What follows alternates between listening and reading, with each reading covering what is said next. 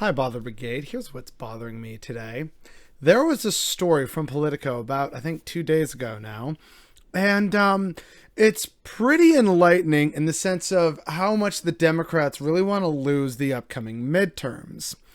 In there, the article talks about how advocates for student loan forgiveness and just a moratorium on the freeze that's been in place for about 2 years.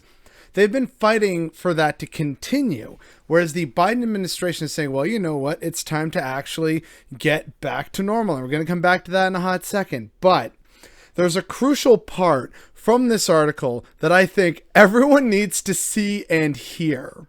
Multiple sources familiar with what was said at the meeting described the administration's message as effectively that borrowers had 2 years to prepare for this and knew the pause wouldn't last forever. In what fucking world, people? This is absolutely ridiculous to think that, oh, you had 2 years to prepare. With what? First it was $600 of, okay, yeah, here you go, $600 during a goddamn pandemic where, places were closed down and people couldn't work, but you still had, tax collectors and landlords saying, oh, come on, no matter what, you gotta pay up, motherfucker.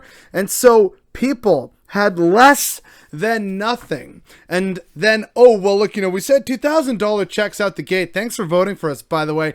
But, it's more going to be like a top up to $2,000. So here's your second check of $1,400.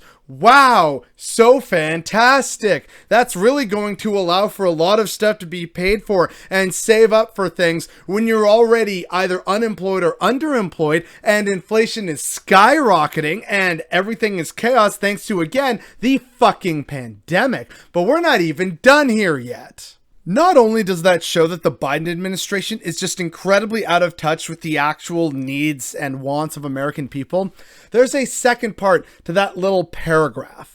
One administration official in the meeting suggested that overall the pandemic was trending in the right direction and that resuming student loan payments is part of getting back to normal. Remember how so many of us said we should not actually return to normal because normal really wasn't fucking working? And yet here we have the Biden administration just casually saying, well, this is part of getting back to normal, so people need to start paying up, even though it's still a pandemic outside and we haven't fully addressed the problem globally, let alone domestically. But, we got to get back to normal. That's what the donors are saying. I mean, that's what the American people want, right? When really, it just shows how incredibly out of touch these people are.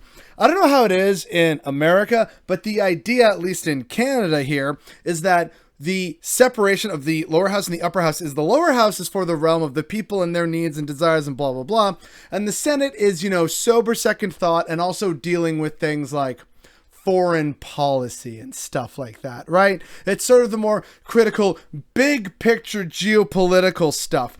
And yet, unfortunately, it seems that both the Senate and the House have forgotten about what they are there to allegedly represent, which is the people who are right now suffering. And there is no real attempt by the administration down there or up here or in many corners of the West to actually help people. And all this nonsense, infuriating as it is, still just dances around the issue that Biden promised to forgive student debt. Perhaps not even all of it, but a good chunk of it. And instead, here he is breaking yet another promise and thinking, oh, well, we're still going to hopefully win the midterms, right?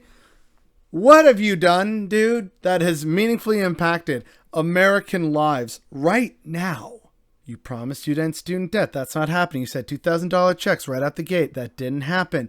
So many things that you promised in exchange for power have not been happening. And it's so infuriating to see people not only be so out of touch with the reality on the ground for millions upon millions of Americans right now, but also the audacity of them to think that said Americans could have in any way saved up money over the past 2 years by struggling to still, you had time to save up to pay back your student loans. It is infuriating. And then again, on top of this shit mountain that's going on here, they're saying this is part of getting back to normal, as if normal was in any way good or fine or justifiable in a sane and rational society.